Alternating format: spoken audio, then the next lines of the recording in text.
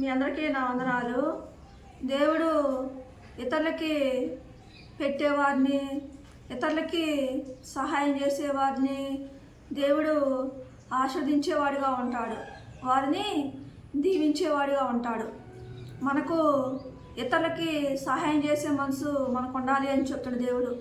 ఇతరులకి పెట్టే మనసు మనం కలిగి ఉన్నట్లయితే మనం దేవుని చేత దీవించబడే వారంగా ఉంటాము, దేవుని చేత మనం ఆస్వాదించబడే వారంగా మనం ఉంటాము. దేవుడు అందుకే అంటాడు, పెట్టే మనసు కలిగి ఉండాలి అని చెప్తాడు దేవుడు, ఇచ్చే మనసు కలిగి ఉండాలి అని చెప్తాడు దేవుడు. కొంతమంది దేవుడికి ఇచ్చే విషయంలో, కానుకలు ఇచ్చే విషయంలో, స్వేచ్ఛార్పణలు ఇచ్చే విషయంలో, మొక్కుబడులు ఇచ్చే విషయంలో, ప్రథమ ఫలాలు ఇచ్చే విషయంలో, దశమ భాగాలు ఇచ్చే విషయంలో కుళ్ళు, స్వార్థం, అసూయ చూపించేవారుగా ఉంటారు. మంచి మనసు లేకుండా ఇచ్చేవారుగా ఉంటారు. దేవుడు అంటున్నాడు, మనం ఏది ఇచ్చినా కానీ మంచి మనసుతో ఇచ్చేవారంగా ఉంటే మనం ఆశీర్వదించబడతాం అంటాడు దేవుడు. మనలోని కుళ్ళు, స్వార్థం, అసూయ లేకుండా మంచి మనసు కలిగి దేవునికి స్వేచ్ఛార్పణలు ఇచ్చేవారంగా ఉంటే, ప్రథమ ఫలాలు ఇచ్చేవారంగా ఉంటే, దేవునికి కానుకలు ఇచ్చేవారంగా ఉంటే, దేవునికి దశమ భాగాలు ఇచ్చేవారంగా ఉంటే, మంచి మనసుతో దేవునికి కానుకలు ఇచ్చేవారంగా ఉంటే దేవుడు మనల్ని దీవించేవాడుగా ఉంటాడు, దేవుడు మనల్ని ఆస్వాదించేవాడుగా ఉంటాడు. కొంతమంది దేవునికి కానుకలు ఇచ్చే విషయంలోని కుళ్ళు, స్వార్థం, అసూయ చూపించేవారుగా ఉంటారు, మంచి మనసు లేకుండా ఇచ్చేవారుగా ఉంటారు.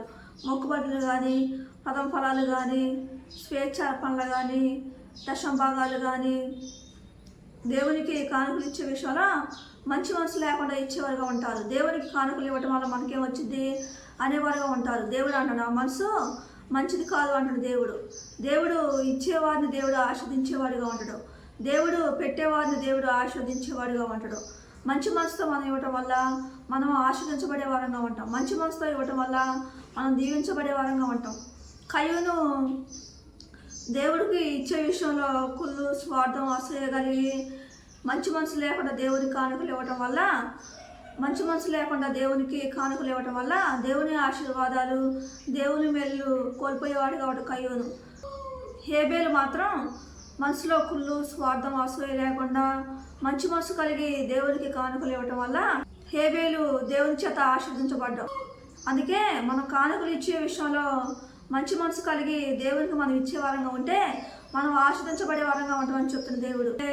దశమ భాగం విషయంలో కానీ, స్వేచ్ఛార్పణ విషయంలో కానీ, ప్రథమ ఫలాల విషయంలో కానీ, మొక్కుబడి విషయంలో కానీ మనము పెట్టే మనసు మనం కలిగి ఉండాలంటే ఆ మంచి మనసు కలిగి ఉండాలి అంటే మనలో కుళ్ళు ఉండకూడదు అంటాడు దేవుడు, స్వార్థం ఉండకూడదు అంటాడు దేవుడు, అసూయ ఉండకూడదు అంటాడు దేవుడు. అలాంటి చెడు లక్షణాలు మనలో లేకుండా ఉన్నట్లయితే దేవునికి మంచి మనసుతో కానుకలు ఇచ్చేవారంగా ఉంటాం.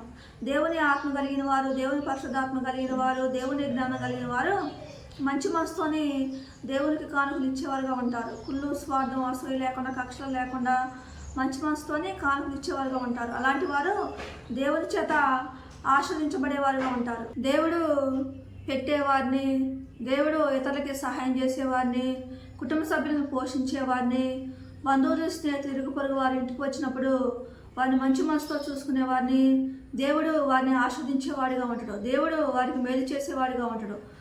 అందుకే మనం మంచి మనసు కలిగి మనం ప్రవర్తించే వారంగా ఉండాలి అని చెప్తున్న దేవుడు.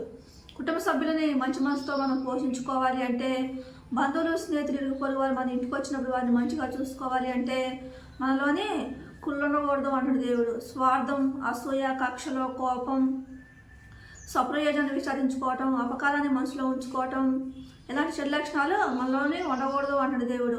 ఇలాంటి చెడు లక్షణాలు మనలో ఉన్నట్లయితే మన కుటుంబాన్ని మంచి మనసుతో మనం చూసుకోలేము అంటాడు దేవుడు, మన కుటుంబ సభ్యులను మంచి మనసుతో మనం పోషించలేము అంటాడు దేవుడు. మన కుటుంబ సభ్యుల వారి అవసరాలు, అక్కలు మనం తీర్చలేము అంటాడు దేవుడు. అందుకే అలాంటి మనసు మనకు ఉండకూడదు అంటాడు దేవుడు. అందుకే మనలోని అలాంటి చెడు లక్షణాలు మనలో ఉండకూడదు అంటాడు దేవుడు. మనం మంచి మనసు కలిగి మనం ప్రవర్తించే వారంగా ఉండాలి అని చెప్తాడు దేవుడు.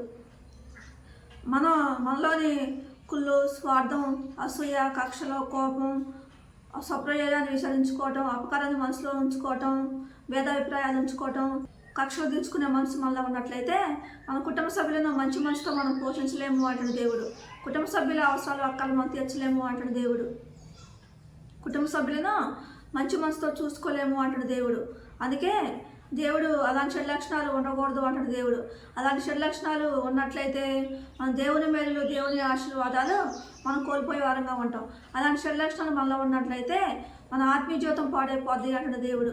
అలాంటి చెడు లక్షణాలు మనలో ఉన్నట్లయితే మనం దేవునికి దూరం అయ్యే వారంగా ఉంటాం.